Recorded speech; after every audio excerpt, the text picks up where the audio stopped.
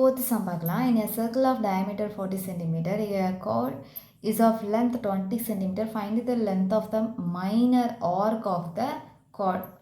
இப்போ இதை எப்படி சால்வ் பண்ணலாம் பார்க்கலாம். இது ரொம்ப ஈஸியான ஒரு சம் தான். ஒரு சர்க்கிள் இருக்குது, ஓகேவா? இந்த சர்க்கிளில் டயாமீட்டர் வந்து 40 சென்டிமீட்டர். டயாமீட்டர்ன்றது ஒரு சென்டருக்கு ரெண்டு ரேடியஸ் சேர்ந்தது தான் ஒரு டயாமீட்டர். இந்த சென்டர் வழியாக பாஸ் ஆகக்கூடிய இந்த டிஸ்டன்ஸ் இருக்குது இல்லையா, இதுதான் வந்து டயாமீட்டர். ஸோ நமக்கு ரேடியஸ் வேணும்னா இதை அப்படியே 2ஆல் டிவைட் பண்ணிக்கலாம். அதாவது டி வந்து 40 சென்டிமீட்டர் அப்படின்னா ஆர் என்னவாக இருக்கும், 20 சென்டிமீட்டராக இருக்கும். அதாவது 40 டிவைடட் பை 2, ஓகேவா?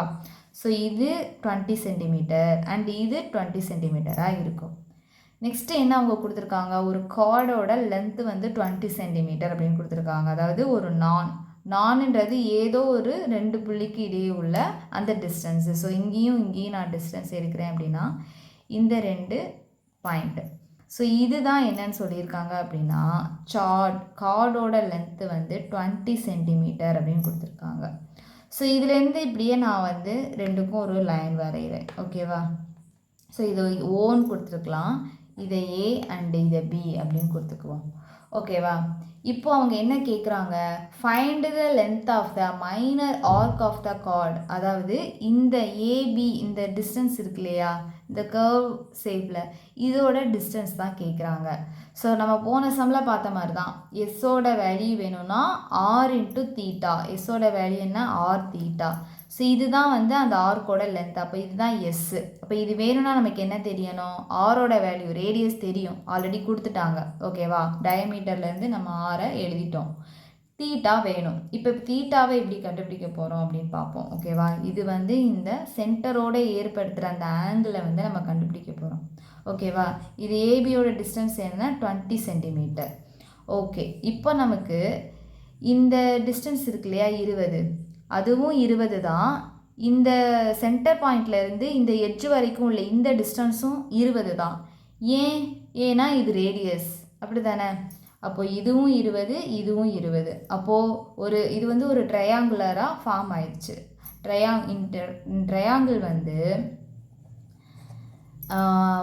இந்த ஓஏபி அப்படின்றது ஒரு ஈக்குவலேட்டரல் ட்ரையாங்கிள். அதாவது எல்லா சைடுமே வந்து சேம் டிஸ்டன்ஸ் இருக்குது. ஸோ இது வந்து இஸ் அன் ஈக்குவலேட்டரல் ட்ரையாங்கிள். ஒரு ஈக்குவேட்டரல் ட்ரையாங்கிளில் அந்த முக்கோணத்தோட ஒவ்வொரு ஆங்கிளும் சேமாக இருக்கும், ஓகேவா? அப்போது இந்த டிகிரியும் என்னவாக இருக்கும் அப்படின்னா 60 டிகிரியாக இருக்கும். இந்த 60 டிகிரி எப்படி வந்துச்சு அப்படின்னா, ஒரு ட்ரையாங்கிளில் 3 ஆங்கிள் இருக்கும். இந்த 3 ஆங்கிளையும் நம்ம ஆட் பண்ணோம் அப்படின்னா 180 அப்படின்னு வரும், ஓகேவா? இந்த 3 ஆங்கிளையும் நம்ம ஆட் பண்ணோம் அப்படின்னா 180. இந்த 180 விட கூடவோ கம்மியாகவோ இருந்தால் அது ஒரு ட்ரையாங்கிளாகவே இருக்க முடியாது, ஓகேவா? இப்போ இந்த 180 3 இதுக்குமே சேம் அப்படின்னு நமக்கு தெரியும். ஏன்னா இது ஒரு ஈக்குவலேட்டரல் ட்ரையாங்கிள். ஸோ இதை வந்து சேமாக இருக்கிறதுனால டிவைடட் பை 3 போட்டுடலாம் இல்லையா? இப்போ 1 3 3 6 3 18. அப்போ ஒவ்வொரு டிகிரியும் 60 டிகிரி. அதாவது இது 60 டிகிரி, இது 60 டிகிரி அண்ட் இது 60 டிகிரி.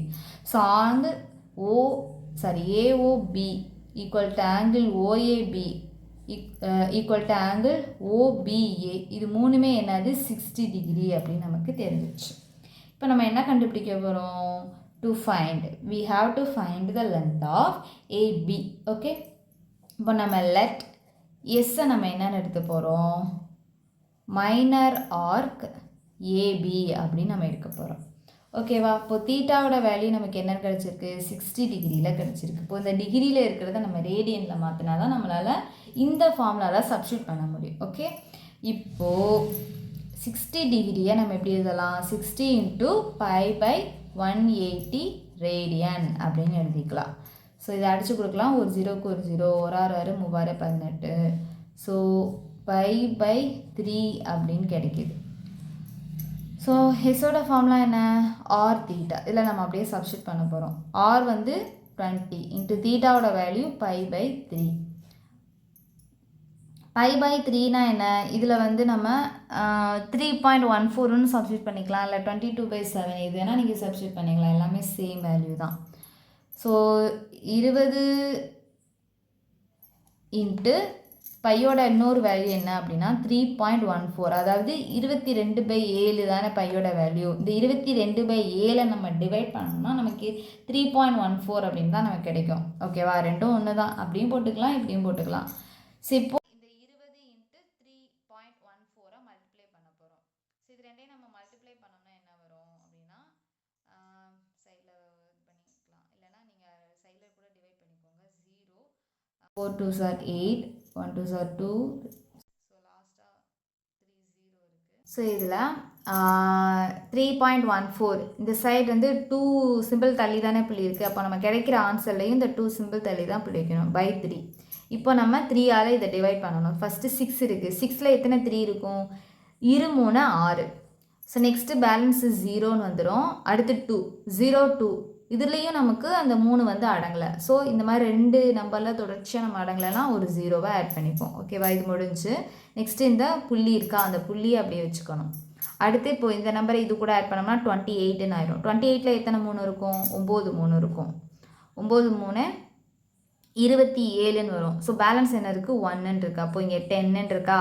இப்போ 10ல் எத்தனை 3 இருக்கும்? 3 9. ஸோ இந்த சீரீஸ் வந்து